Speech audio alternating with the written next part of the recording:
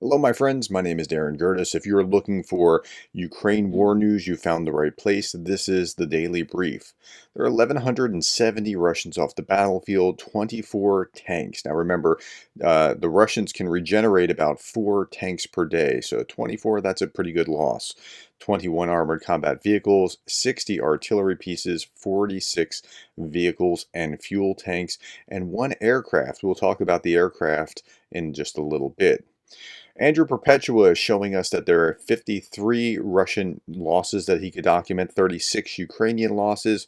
I like it to be about 3-1 rather than a little less than 2-1, but nonetheless, the Russians are still taking it a lot harder than the Ukrainians are right now. Ukraine's defenders down 5 missiles and 23 drones overnight, only failing to destroy a Kinzhal missile.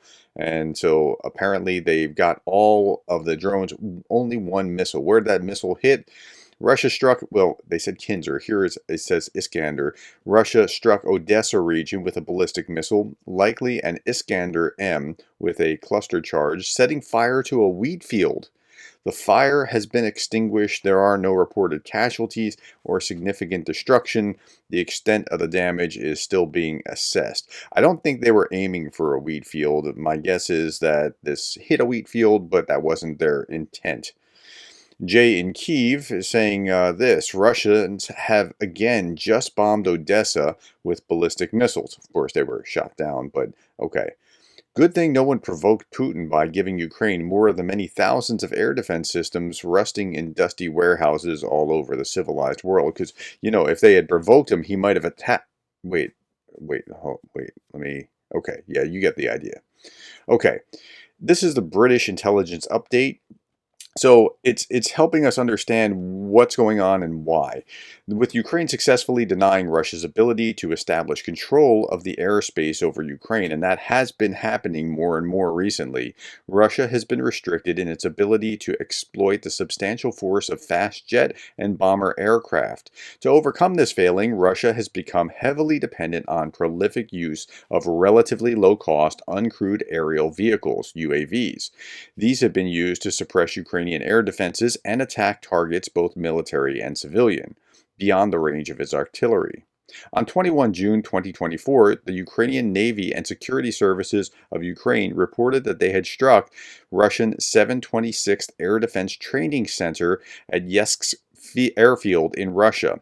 This base is one, and that's like right across, if I recall correctly, right across the Sea of Azov. Like they thought they were safe just that close. This base is one of at least 5 from which Russia launches its UAV attacks against Ukraine. This strike reportedly destroyed 120 UAVs of differing types and wounded 9 personnel. Now, I reported about the strike, but not that particular detail. It's highly likely that, in the short term, these strikes will cause some disruption to Russia's ability to use UAVs to strike targets deep within Ukrainian territory from these locations. There is a realistic possibility that Russia will disperse its UAV operations to less vulnerable bases. That would be the smart thing to do, and hence the impact will likely be temporary. But the further you push them back, the more warning time that you have that things are coming. So that's also a positive thing. It's likely that Ukraine will exploit its recent successes and continue with its counter UAV campaign to the detriment of Russia. I would be very surprised if they don't do that. Okay, meanwhile, I want you to see this picture and hear what this is saying. This is a fireman putting out a fire at a thermal plant. Look at the size. So when we're talking about another thermal plant, a hydrothermal plant for energy generation has been destroyed or something like that, that's the size, the scale of what we're looking at. This thermal plant in the Ivano-Frankivsk region cannot be restored after being damaged. The city of Burshtyn may face a lack of hot water and heating during the winter. Now, where is the city of Ivano-Burshtynsk or Ivano-Frankivsk? Okay, so it's here just below Lviv, closer to Slovakia and Hungary than to Poland. Okay. Meanwhile, Russian oil depot is on fire after a Ukrainian drone strike. A Ukrainian drone hit a petrol depot early on Friday, June 28th, setting it on fire, a Russian regional governor said, adding that the strike took place hundreds of miles from the border. Maxim Yegorov, governor of Tambov region, I had to look up Tambov region because it didn't ring any bells, in central Russia, said, a small fire broke out and it has been contained. He said on his messaging app Telegram, there are no victims. Russian Defense Ministry, meanwhile, said it had intercepted 25 Ukrainian drones overnight without mentioning the Tambov region. In the western Bryansk region, governor said that the drone had been down, but its debris partially destroyed the roof of an administrative building. I don't believe anything that they ever say because they have been shown to regularly lie and minimize. Okay, so here's the Ukrainian attack on the oil depot in Russia. It's the 6th in the month, and that looks like it's a pretty reasonably significant hit. Here's Tambov, by the way. Here's the Ukrainian border. Here's the Ukrainian border to Moscow. Seems about almost a similar kind of distance, maybe a little bit less than the distance to Moscow. Okay, the governor of Russia's Bryansk region also reported that fire at an infrastructure facility, and so we see that there. Ukraine's military says Russian troops are pushed out of a key eastern town. What are we talking about? We're talking about Chasiv Yar. This is really incredible, but I don't know it's all of Chasiv Yar. Ukrainian defenders have indeed squeezed Russian forces out of the canal district of Chasiv Yar. I don't know that they've covered all of it, but perhaps they have. But this is pretty significant news. Okay, meanwhile, they shot down another Russian Su-25. That was just today, and this was posted by the Defense Ministry of Ukraine. And it's not to be confused with something else just posted today about another Russian Su-25 aircraft shot down by the National Guard on June 23rd. So these are two separate incidents. So like the hits keep coming, and Russia's lost more than 30 military aircraft since the beginning of the year, and 9 Su-25s, 1 Su-57, 2 MiGs, 13 Su-34s, 1 Su-35, 1 Su-35S, 2 A-50, 1 Il-22, and 1 Tu-22. It's pretty significant. And where have they gone down? Most of them in Donetsk and Luhansk, a little bit down in Zaporizhia, Crimea, over the Sea of Azov.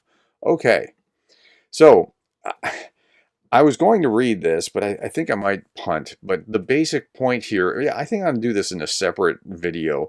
Many believe that Russia's invincible, but they're wrong. There are many important early signs that the ridiculously high losses of Russian soldiers are unsustainable. Now, they don't seem to care about the lives of their soldiers, but the amount of just carnage is, he might be right. And this is a guy who is the president of the Kiev School of Economics, minister of economy of Ukraine from 2019 to 2020, associate professor at the University of Pittsburgh. Like, yeah, I think I'll do that in a separate video. Okay, happy Constitution Day. Our Constitution reminds us every day what we're fighting for sovereignty, for the rights and freedoms of every citizen, the right to live in a free and democratic country. Medvedev, in the meantime, was at the St. Petersburg International Legal Forum. I want to say that that's the context before we read what he says. Medvedev considered the possible arrest of Russian officials as a reason to declare war. Huh? A reason to declare? You don't think that a state? So now we're talking about the ICC and the Sergei Shoigu and Gerasimov being accused or sent arrest warrants for their crimes in Ukraine. You don't think a state of war already exists? Like, you can call it a special military operation if you want, but a state of war already exists. When does a state of war exist?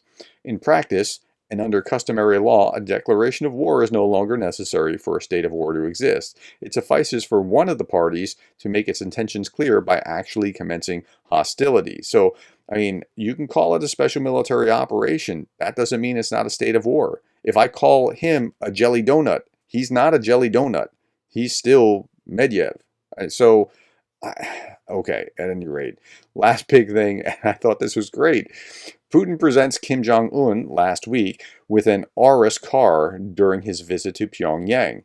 Reuters has studied customs data and confirmed that some parts of the car originate from South Korea, the Democratic People's Republic of Korea's, that's North Korea's main enemy. How about that? So, and I've been looking for an excuse to show the road trip again, but here we go with music and everything. So I just think it's awesome. Like, they're just enjoying the road trip and everything's awesome and they're having a good time. Like, look at that. I mean, it's nothing but kicks and giggles, right? Look at that. They're all over the road. Like, which side? Like, are we driving like the British? Are we driving like to the West? What are we doing? Now they switch positions, they're having a good time, they're laughing, they're talking. They're just two guys out for a ride. Okay, my friends, that's all. Thank you for your time. Thank you for the likes, the shares, the subscribes, and thank you for being the kind of person that cares about Ukraine.